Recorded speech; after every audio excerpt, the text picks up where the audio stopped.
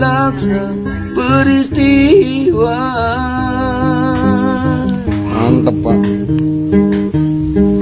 Benturan dan hempasan terpahat di keningmu.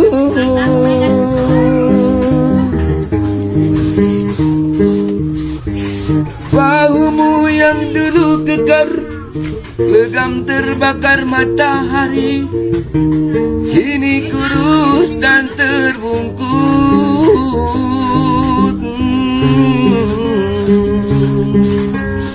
Namun semangatmu tak pernah pudar, meski napasmu kadang tersengal, kau tetap bertahan.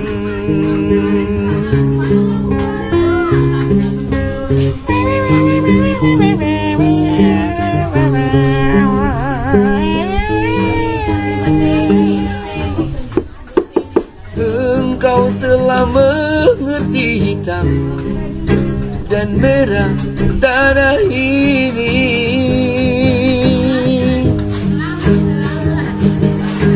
Benturan dan hempasan terpahat di keningmu.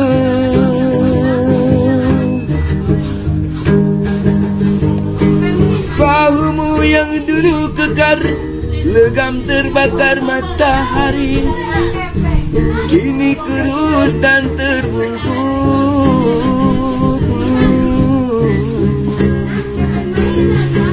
Meski napasmu kadang tersengal, memikul beban yang penuh sara, kau tetap setia.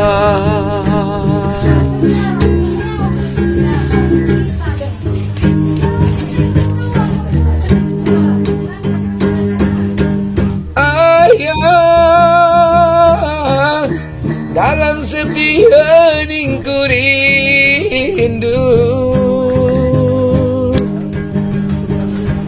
untuk menuai padi milik kita, tapi kerinduan hanya tinggal kerinduan.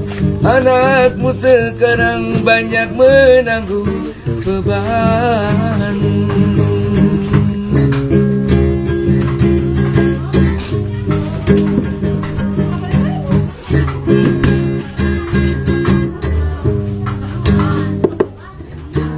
Engkau telah mengerti hitam dan merah jalan ini. Benturan dan hempasan terpahat perjuangan.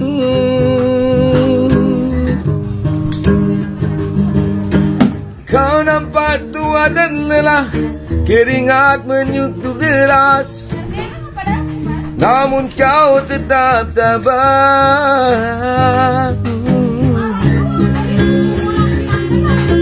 Meski napasmu kadang tersengal, memikul beban yang penuh sara, kau tetap setia.